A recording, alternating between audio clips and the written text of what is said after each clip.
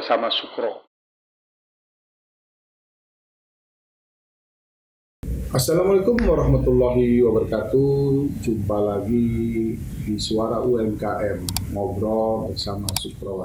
Yang hari ini saya kedatangan dan sudah lama saya ingin ngobrol dengan beliau ini karena background S1 saya sama dengan saya pertanian. Dan saya juga melihat bahwa Kota Banjarmasin masih banyak yang harus bisa digarap dari sektor pertanian. Bukan karena pertanian itu masalah beras saja, karena yang namanya ilmu pertanian itu ada yang namanya perikanan juga, kehutanan, kan. Spesifik hari ini beliau ini banyak nih yang menangani juga tentang ketahanan pangan di bidang unggas yang sehari-hari konsumsi hewan unggas khususnya ayam potong ya sangat tinggi di Kota Banjarmasin. Dan beliau sebagai rekan sejawat mitra kita dari di Dewan sering berdiskusi bahwa ingin sekali bahwa masalah pemotongan hewan ayam itu akan beliau coba modernisasi dan sterilisasi dan memudahkan dari peternak-peternak ayam yang memang menyuplai ayam itu ke pusat-pusat konsumennya. Ya tentu menjadi buah pemikiran dari seorang yang saya tidak langsung mengenalkan, terserah aja beliau langsung mengenalkan. Selamat datang Pak, silakan Pak supaya publik tahu sampian siapa dan lulusan apa nih ya lah. Ya, terima kasih Pak Suprapali atas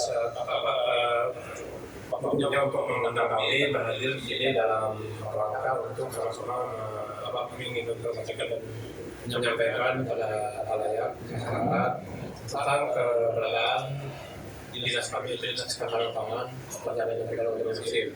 Saya sendiri adalah menjabat sebagai kepala dinas ternama Muhammad Mahmud, sisi Muhammad Mahmud LS. Kami berasal dari pertanian, kemudian juga dilanjutkan dengan S2 di lingkungan di Universitas Lampung Banjarmasin. Nah, kemudian apa yang disampaikan oleh Pak Sokro tadi memang benar di Banjarmasin terkait dengan keberadaan dinas itu sendiri. Memang pada awalnya dinas ini ada bermacam-macam instansi sebelum dinamakan dinas ketiga, itu ada dinas perkebunan, dinas pertanian, dinas peternakan, dinas perikanan, dan dinas pangan. Nah, namun karena perkembangan zaman dan ada aturan dari pusat bahwa ada hal-hal yang harus digabungkan, dan dinas saksanya dinas teknis kami yaitu menjadi dinas peternakan, pertanian dan perikanan Banjarmasin.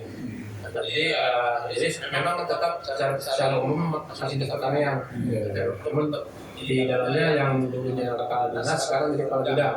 Nah, jadi di kami itu ada beberapa bidang, itu bidang sekretariat terutama, kemudian ada bidang peternakan yang dinas peternakan, kemudian ada dinas pertanian, kemudian ada bidang perikanan, dan juga ada dinas bidang konsumsi dan keamanan pangan, dan bidang distribusi dan kesejahteraan pangan. Kemudian ada juga UPT, Pak. UPT yang di bawah dinas, di bawah bidang pertanian itu ada UPT potong hewan dan unggas. Nah, kemudian ada juga unit peralatan teknis yaitu kebun binatang ini. Dan politik hewan itu ada di daerah Saleh yang disebut juga dengan binatang organisasi. Kemudian ada juga tempat pendapat ikan, itu di sini Oman. Nah, itu juga masuk ke kami juga. Kemudian ada satu lagi, ada dua balai benih ikan, nah itu UPT juga, dan satu lagi balai benih hortikultura. Nah, jadi ada antara UPT dan juga berkadang. Itulah yang lingkup yang menjadi tupoksi kami dalam melayani masyarakat Kota Banjarmasin, terutama dalam yang secara umum.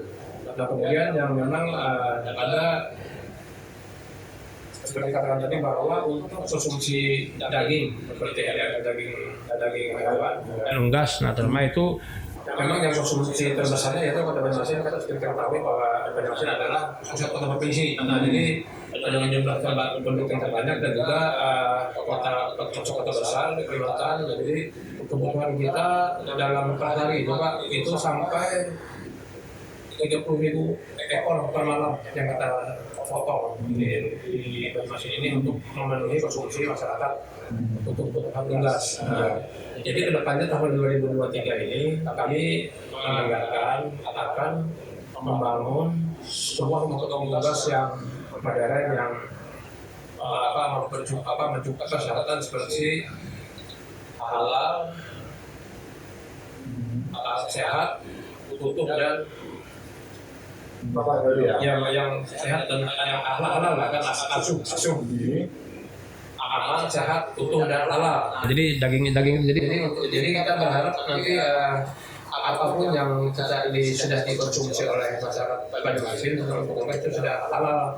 Dan akan kita bangunkan nanti pusat untuk unggas itu di tempatnya juga di RPU Basiri, RPU Basiri dan sen khusus itu nanti kita bangun secara modern, jadi dengan kapasitas 1.000 ekor per menit per jam, Pak. 1.000 per jam. Oke, Pak Mahmud ya.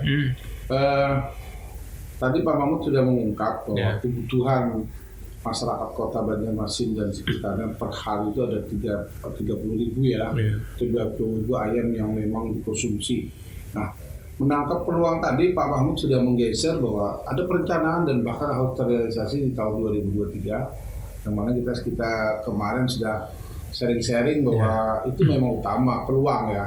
Selain tadi motivasi halal, sehat dan utuh, tentu ini menjadi tugas PR-nya Kadis nih bersama jajarannya untuk mewujudkan itu. Saya sependapat dan saya mendukung Pak Mahmud. Karena apa? Kita kalau tidak bisa menangkap peluang itu, maka saya udah miris ketika Sungai Matapura dan di sana banyak orang yang sembarangan memotong di daerah pasar-pasar Sudi Mampir itu. Walaupun itu dilarang, tapi kita alternatifnya nggak ada ya kan. Nah di situ ini gimana nih targetnya di tahun 2023 kalau sampai seperti itu sudah kita setujui ya kemarin di dalam APBD 2023 ini sepertinya ada kendala apa lagi nih? Apakah memang sudah full sudah terdata? Memang 30.000 hewan itu sudah harus masuk ke sana per tiap hari? Gimana sistemnya gimana di sana? Ya jadi Pak Sukro memang untuk perencanaan sudah kita rencanakan dan untuk anggaran sudah kita anggarkan dan untuk kajian juga sudah kita buat. Jadi sudah kajian teknis sudah kita laksanakan pada tahun 2022 ini. Kemudian ini sedang berjalan kita kajian sosek secara ekonomi. Nah jadi bagaimana nanti feasibility dan kelayakan segala macam apakah bagus di Banjarmasin sudah kita laksanakan. Kemudian untuk anggaran dan juga segala macamnya sudah kita diskusikan atau kita konsultasi ke daerah-daerah yang sudah pernah ada. Nah, jadi di Banjarmasin ini karena kebutuhannya meningkat dan juga nanti kami berharap bahwa kalau sudah dibangun ini kita akan menyelesaikan dan mengatasi dua Pak. Jadi dari segi lingkungan dan segi kesehatan. Jadi karena apa? Karena sebagian masyarakat atau pelaku usaha yang di bidang unggas ini masih ada yang memotong di sungai dan di sungai lah. Kita dominan ke sungai, jadi kadang-kadang mereka melakukan di pemukiman padat. Nah jadi itu sangat tidak elok lagi bagi kesehatan maupun lingkungan. Dan kami berharap bahwa nanti sepenuhnya kesadaran dari mereka itu bisa nanti beralih ke potong unggas yang kita sediakan dengan nanti kita dengan segala aturan dan tarif yang kita sesuaikan dan supaya nanti masyarakat bisa konsumen bisa nanti makan mengkonsumsi lagi itu dengan aman, sehat, utuh dan halal tadi. Nah jadi jasa terjamin dan juga nanti di pemukiman juga secara kesehatan lingkungan itu terjaga. Nah jadi kita dan sungai juga kita jaga dan itu yang kami harapkan dan kami harapkan nanti dan kami berharap nanti dukungan dari para pelaku usaha ini nanti bisa nanti ya secara kesadaran, secara partisipatif dan juga secara kesadarannya bisa nanti beralih yang sudah masih memotong di pemukiman nanti bisa kita sama-sama kita pusatkan di RU itu Ya. dengan bergabung dengan teman-teman yang sudah ada di sana. Oke. Insya Allah ini pasti akan banyak dukungan Pak Bapak, karena tadi bicara lingkungan kena sudah bahwa kita harus betul menjaga kelestarian sungai dari segala selain kesibukan transportasi juga menjaga keutuhan mutu air itu karena dikotori oleh sampah-sampah yang memang tidak harus semuanya dibuang di sungai kan. Nah oleh sebab itu Pak Mahfud tadi sudah saya coba gali ketika Pak Mahfud tadi mengatakan kesadaran daripada para pengusaha-pengusaha yang akan datang untuk memotong di sana dari angka 30.000 itu ada nggak sudah komunitas yang sudah ya coba disosialisasi, misalnya si A, si B, si C yang sudah tiap harinya memotong hewan itu sudah ada nggak pendekatan ataupun tahap maka penyadaran atau sosialisasi tentang adanya rencana dan bahkan realisasi rumah potong unggas itu ada nggak langkah-langkah? Ya untuk angka itu sudah ada. Tadi kami lagi merencanakan Pak menjadwalkan untuk sosialisasi Pak. Jadi setelahnya yang untuk di kalangan kami di daerah RU itu akan kami insya Allah hari tanggal 7 hari ini kita sudah mulai melakukan sosialisasi dan juga itu yang secara umum Pak, mungkin sosialisasi secara sosialisasi dan juga program itu sudah kita laksanakan. Mungkin ini yang secara bersama lah dengan blok-blok kita kumpulkan yang ada di terutama yang sudah memotong di RPU ini Pak dengarkan itu kita selesaikan untuk nanti bisa bersama-sama mendukung kegiatan semacam ini karena ini sangat berarti dan cuman apa istilahnya kita bisa nanti untuk memberikan yang terbaik bagi konsumen dan mesin. Nah ini dari baik itu dari untuk menjaga kesehatan dan juga lingkungan dan juga daging itu tetap segar Pak, tetap segar dan halal Pak, halal yang kita. Oke, dalam konteks penyadaran Bapak sudah melakukan sosialisasi tahapannya sehingga mereka berbondong-bondong nanti datang ke rumah potong hewan unggas itu.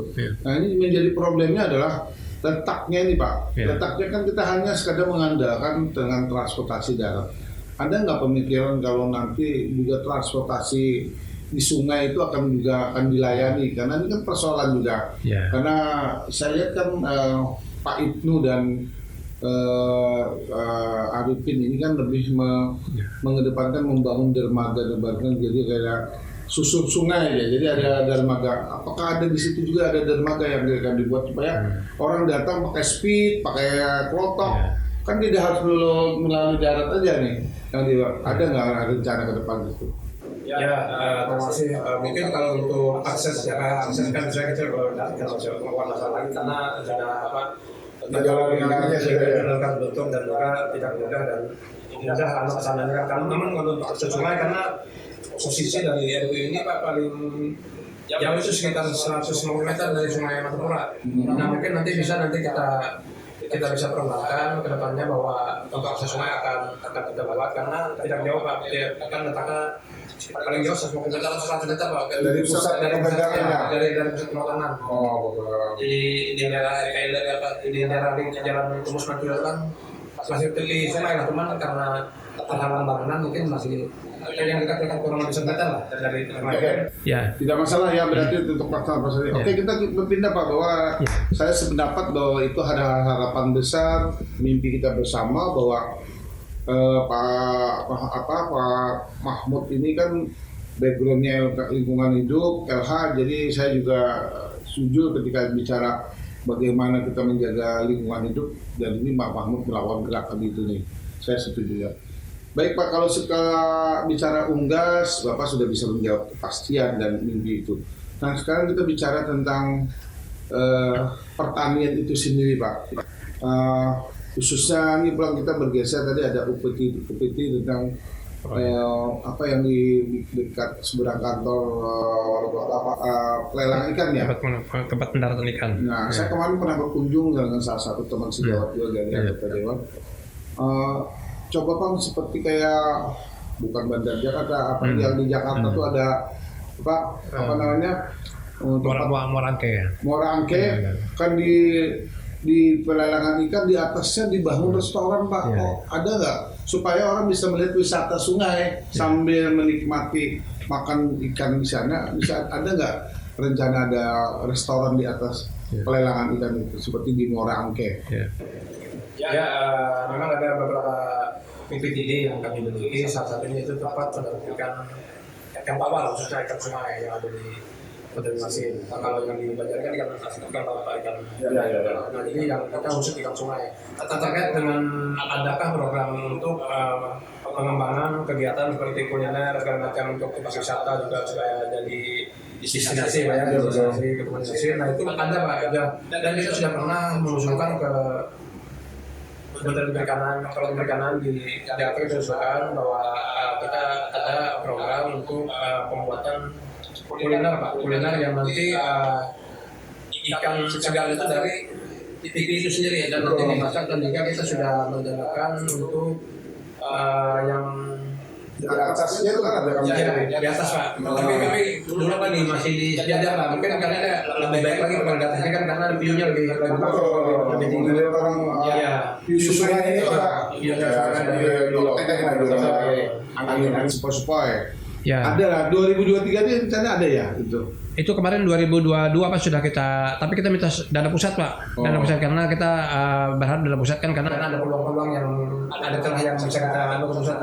Ya, dan negeri kita sedang mungkin bisa nanti kalau memang dana pusat memerlukan dana ya bisa nanti. Tapi kita berharap dana pusat dulu, kemudian juga mungkin sudah keluar, mungkin kita kalau memang ada yang lebih harus ke atas, mungkin kita buka buat ke atas juga ke atas kan. View-nya tuh ada jembatan kayak Subun ya, Pemaman itu juga ada view sungai dan seberangan di pelabuhan lama dan seberangan ada tembok Sasvin, itu sangat bagus sekali apalagi kalau waktu malam dan selain dari dana pusat kan bisa kita kerjasama dengan pihak tiga Pak ya. Betul Pak ya. Yang sama-sama win-win solution. Betul. Artinya mereka juga mendapatkan profit oriented, pemerintah kota juga mendapatkan PAD dari segitu kan. Karena itu saya sudah pernah berkunjung ke sana Pak. Tempatnya bagus, strategis, dan ya nggak usah terlalu besar kayak Muara Angke lah, seperti kecil-kecilan aja. Jadi orang ada alternatif kalau mau makan, melihat sungai, melihat ikan yang sudah digelar oleh nelayan, langsung bisa menikmati seperti di Muara Angke.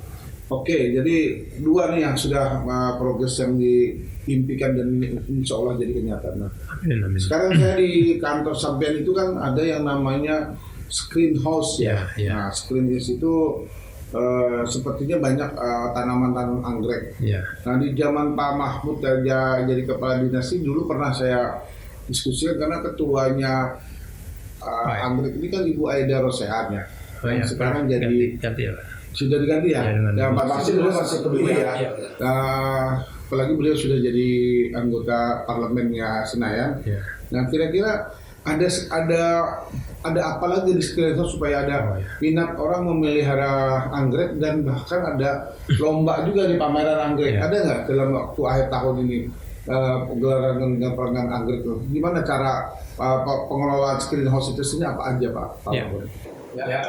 Untuk itu termasuk dalam UPT Balai Benih Hortikultura Pak. Jadi salah satunya ada screen house itu tempat rumah anggrek. Nah jadi 2022 ini Pak itu sudah kita rehab semua dan kita rehab secara keseluruhan baik tanamannya maupun lingkungannya Pak. Lingkungan sekarang itu kita posisikan supaya anggrek yang ada sekarang dan hidup subur, total subur dan berkembang. Dan sekarang alhamdulillah sudah diresmikan oleh Pak Wali Kota dan kemudian dan juga kebetulan Pak ketua anggrek Kota Indonesia adalah Ibu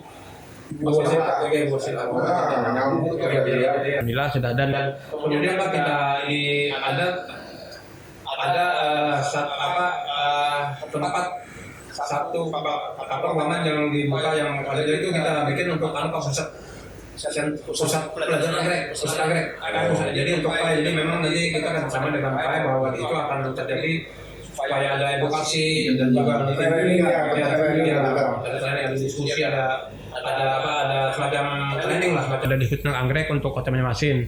Dan bulan Oktober tadi baru sampai pas hari jadi Pak Kali itu sudah jadi Kota Banjarmasin yang 496 itu sudah kita adakan expo anggrek di tempat screen house itu yang pesertanya seluruh Kalsel dan juga ada peserta lain dari daerah yang hadir, dan alhamdulillah antusias masyarakat secara umum dan apalagi khusus yang pengelolaan kan luar biasa Pak sambutannya, dan sangat meriah sekali dan terjadi transaksi yang signifikan lah untuk anggrek, dan juga masyarakat sangat mendukung sekali, dan juga selain anggrek ada juga tanaman-tanaman lain yang kita kembangkan seperti jenis tanaman hias lainnya seperti aglonema dan juga keladi, dan juga jenis tanaman hias perdu, dan maupun juga tanaman buah-buahan Pak yang kita kondisikan di kompleks greenhouse. Kami berharap nanti bukan hanya anggrek yang di sana yang kita kelola, dan juga nanti akan kita kembangkan juga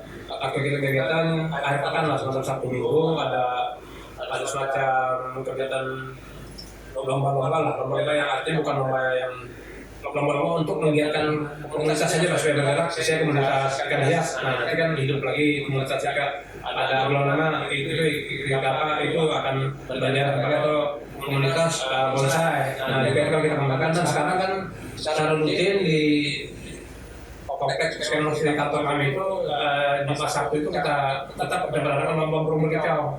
Nah itu tindak baru barusan kita dalam minggu tadi kita adakan burung kicau tingkat nasional. Jadi sasaran juga itu serangkaian dalam tetap akan terjadi Pak pada mesin. Oke. Jadi saya juga sharing sama Pak Mahfud ini, ada space atau ruang-ruang yang memang hari ini masyarakat berkumpul selain di Siring ya. Yeah. Juga ada di Muara Klayan, itu juga menjadi pusat perkumpulan orang juga. Kalau sering-sering diadakan ya semacam pameran kecil-kecilan tanaman hias seperti yang ada di pinggir jalan Ayani menuju Kabupaten Banjar lah. Kalau di situ juga akan dipusatkan dan setiap minggu ada event, saya rasa orang berpindah untuk bisa melihat itu. Karena sekarang Pak, tadi tanaman hias perkembangan selain anggrek, ada keladi hias juga. Nah sekarang kontribusinya tanaman pangan ini, tanaman pertanian dan perikanan ini terhadap taman-taman kota Pak. Pernah ada nggak semacam ada pembibitan ketika di Jalan Ayani tanaman hiasnya temanya ini, berarti kan untuk butuh tema atau dukungan itu kan perlu ada bibit. Apakah sudah pernah sinergi Pak dengan dinas LH yang menangani itu? Memang Pak, kami juga ada tanaman hortikultura dan juga ada tanaman hias, seperti tanaman anggrek dan juga tanaman lainnya yang seperti yang Bapak Ibu terkait dengan kebutuhan untuk LH yang dominan kalau untuk taman. Jadi memang beda konsep gitu kan. Kalau kami arahnya ke tanaman hias, sedangkan taman ini kan kadang-kadang mereka bisa tanaman hijauan, kemudian juga ada tanaman-tanaman yang daun-daunan, daun-daunan yang biasanya bunga-bungaan. Nah jadi karena apa? Karena saya pernah di LH juga, mungkin supaya lebih terhadap cuaca dan polusi Pak. Artinya untuk tanaman LH itu lebih kepada penghijauan, betul bukan kepada perhiasan. Betul sekali ya. Oke, saya kira pasti ada sinergi nanti untuk nanti kita kembangkan Pak. Oke, ini cara dulu pernah juga bicara, ada salah seorang pengamat mengatakan Banjarmasin ini kan kota 1000 sungai. Nah, tadi sebagian sudah ada tempat pelelangan ikan atau tempat ukit ikan yang ada di Jalan Tarok Tirta, di Jalan Kestubun, sampai juga di daerah Lisak gitu ya. Nah sekarang Pak, pertanyaannya Pak Mahmud, ada nggak program perkelurahan atau per kecamatan seperti membuka tambak pembibitan yang dikelola oleh tadi bicara tentang anggrek kan ketuanya ibu wali sendiri. Nah ada nggak Pak Mahmud bikin program out of the box bahwa setiap kelurahan atau kecamatan itu sudah mempunyai kolam-kolam ikan pembibitan atau kolam-kolam yang bisa dikembangkan sehingga menjadi usaha dari mereka-mereka yang ada yang punya lahan di kecamatan maupun di kelurahan. Ada program itu Pak Mahfud? Terima kasih Pak Supro, terkait dengan perikanan ya, kolam, karena kita ketahui bahwa kondisi kota Banjarmasin kita kan di bawah untuk menekan 16 cm ya. Jadi itu kemudian nanti kemudian kami setelah itu kami memang ada untuk perikanan, cuman itu fokusnya ke kelompok ledakan, kelompok perikanan. Nah itu memang ada kelompok-kelompok yang sudah dibentuk oleh penyuluh perikanan Pak, penyuluh perikanan yang akan punya. Nah itu mereka menyuluh dan itu terdapat biasanya di seperti di Banjarmasin, di timur, selatan, dan utara yang berdampak itu memang secara intensif kami lakukan penyuluhan, kami lakukan bantuan secara teknis maupun komoditi Pak, baik itu kolam terpal maupun kolam biasa. Nah itu kita lakukan karena kolam terpal juga kita kondisi bahwa kita tidak di batu masyarakat ini tidak selalu mempunyai tanah kosong Pak, tanah luas. Nah jadi dengan menyiasati yang kita bikin kolam terpal yang sesuai dengan ukuran yang kita hendaki. Nah jadi ada kemudian untuk apa yang disebutkan tadi bahwa masyarakat mempunyai kolam memang sudah terlaksana, cuman dalam bentuk kelompok Pak. kelompok Dan itu supaya aturan kita nanti bisa mengendali membantu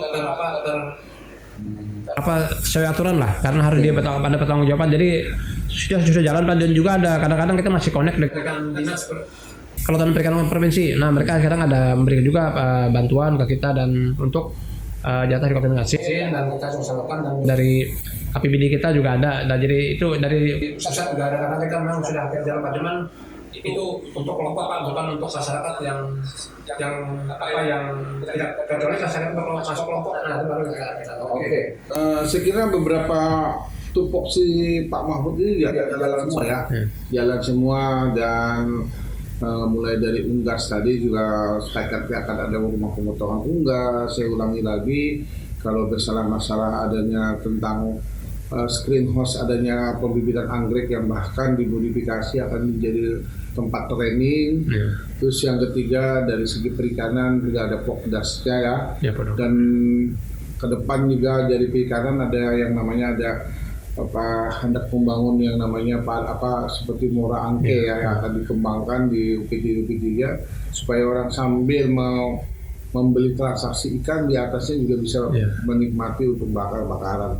Dan juga yang menarik dulu pernah heboh dan bahkan sampai hari ini ada juga bagaimana membangun instalasi hidroponik nih Pak. Nah ini ada kelompoknya lagi ya di setiap kelurahan dan kecamatan. Ya terima kasih Pak. Ya memang hidroponik ada salah satu pilihan Pak untuk farming city lah, untuk memenuhi kebutuhan terutama untuk sayuran seperti yang hortikultura seperti seledri dan juga bayam ya macam-macam itu kan untuk yang bayam daun sup ya seledri ya. Jadi memang salah satu solusi untuk supaya kita berusaha tani bisa dikonservasi dengan lahan yang tidak ada lahan karena kita teknologi hidroponik. Nah kalau untuk hidroponik ini memang kita tidak memberikan bantuan kepada masyarakat secara khusus Pak. Namun kita dalam masyarakat ini masih menggunakan sistem polybag Pak masyarakat. Nah namun kalau untuk hidroponik kita masih di kantor banyak Pak. Namun kita menerima siapa yang ingin belajar untuk edukasi dan belajar, dan juga nanti kaitan itu juga mungkin kita kalau memang mau dagang gitu Pak. Nah untuk dagang, memang kalau untuk yang kegiatan yang sudah kita sampaikan ke masyarakat ada semacam P2L Pak. P2L itu pertanian lahan untuk di masyarakat. Kelompok P2L itu kita bantu Pak, itu dengan bantuan dana subsidi kan itu sudah di masyarakat kita laksanakan itu untuk melaksanakan PWR itu dengan berkelompok pada kelompok, dan juga kita bantu teknis dan juga bibit serta dana Pak, dan untuk pengumpulan segala macam. Nah itu kita berharap bahwa supaya terutama untuk lingkungan itu kebutuhan untuk sayur-mayurnya tertutupi untuk kita, dan kami juga berharap nanti itu berkembang bisa menjadi pusat untuk suatu kelurahan. Kalau di lokasi tersebut ada kegiatan ada berapa itu Pak hidroponik yang sedang dikembangkan oleh Pak Mahfud dan kawan-kawan di dinas, selain tadi menerima magang, menerima training, mungkin sudah ada percontohan yang sudah jadi Pak, yang juga menjadi ya kalau mengenalkan dengan anak-anak ataupun orang-orang pencinta tentang pertanian, tentu kan menjadi wisata juga tuh. Gimana kira-kira yang sudah progres, ada kemajuan di situ Pak? Ya kalau untuk hidroponik, kalau untuk hidroponik Pak, progresnya di komputer kita Pak. Jadi ada berapa macam komoditi, ada jenis ada berapa tipe hidroponik yang kita buat, dan juga lalu banyak Pak. Jadi komoditas tanamannya ada, kemudian juga jenis hidroponiknya, dan itu setiap hari Pak, mungkin setiap minggu ada saja dari sekolah, baik itu tingkat PAUD atau SD Pak, dan juga ada masyarakat yang ingin belajar atau yang mau konsumsi itu mereka berkunjung ke mereka secara rombongan Pak, ada salah urus, ada secara rombongan berkala. Jadi semacam laboratorium lah pelatihan. Iya, jadi ketika sudah itu diminatin orang, tentu kan kita sebagai pembina, ada anak buah kita yang sudah mengembangkan di tingkat rumah tangga, bahkan kalau bisa di tingkat kelurahan. Ada nggak contoh di Banyumas? Karena saya lihat kemarin Pak Wali Kota bersama warganya ada di rumah warga ya yang melakukan hidroponik di daerah Sungai Ande, saya. Ada tuh ya Pak Mahmud? Oh iya ada, kalau itu Pak. Memang masuk dalam kelompok pembinaan dari penyuluh Pak.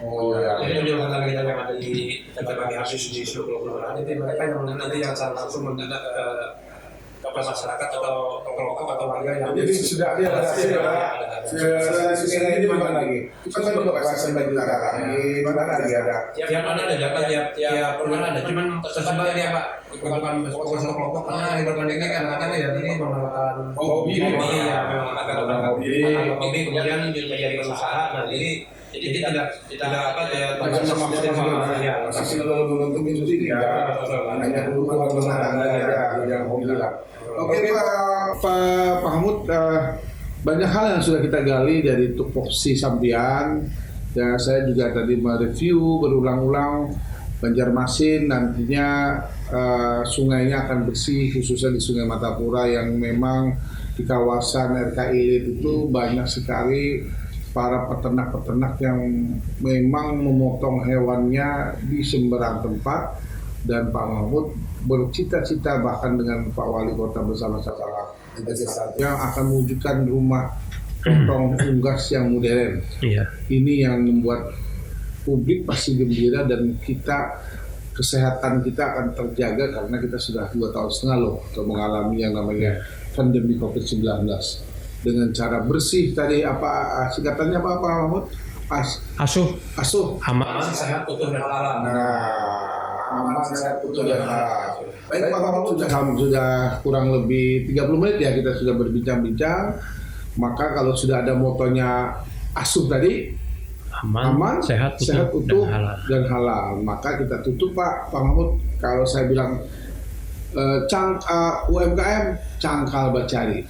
Nah, dan saya bilang itu ya kita sudahi, asuh, aman, utuh dan halal, dan kita tutup dengan suara UMKM cangkal bacari. Terima kasih. Waalaikumsalam.